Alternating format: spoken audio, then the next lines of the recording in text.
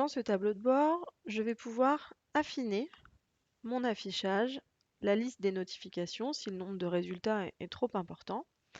Et pour filtrer les résultats qui apparaissent à l'écran, je vais pouvoir afficher les filtres qui sont disponibles. Alors par défaut, ils sont masqués. Il suffit de cliquer sur Afficher les filtres pour les voir apparaître. Depuis cette zone de filtre, je vais donc pouvoir sélectionner plusieurs critères qui vont me permettre de réduire le nombre de notifications affichées en fonction d'un certain nombre de critères. On va avoir la possibilité de filtrer sur, par exemple, la qualification de la décision, c'est-à-dire s'agit-il d'une décision d'orientation cible ou alternative, la solution idéale pour l'usager ou la solution qui aura été la décision d'orientation qui aura été prise en attendant d'avoir une place sur la solution idéale. Ça, c'est dépendant de chaque MDPH. Toutes les MDPH n'utilisent pas cette notion. Et donc, si cette information vous est transmise, alors vous pourrez filtrer dans le tableau de bord sur cette notion. Par défaut, toutes les décisions d'orientation sont considérées comme cibles. Seulement si la MDPH mentionne que la décision d'orientation est une décision alternative, alors vous verrez apparaître un petit A dans le tableau de bord. Nous avons également la notion de caractérisation.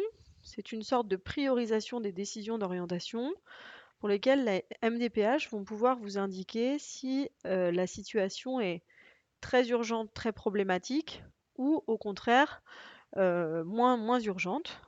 Donc les MDPH sont en train progressivement de s'emparer de ce sujet, du sujet caractérisation, et toutes ne sont pas en mesure de transmettre cette information. Pour l'instant, le tri dans le tableau de bord sur cette notion de caractérisation n'est pas forcément très utile. À terme, vous serez informé par vos MDPH respectifs de l'arrivée de ce nouveau critère qui vous permettra de prioriser plus ou moins certaines situations.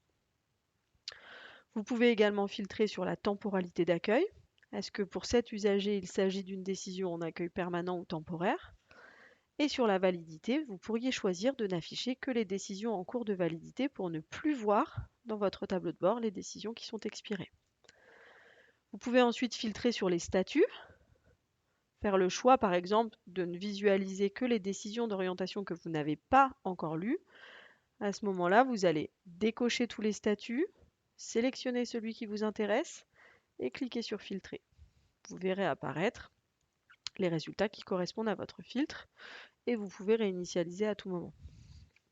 Pareil pour les indicateurs colorés, vous allez pouvoir tous les décocher en cliquant sur le mot indicateur, sélectionner celui qui vous intéresse et filtrer.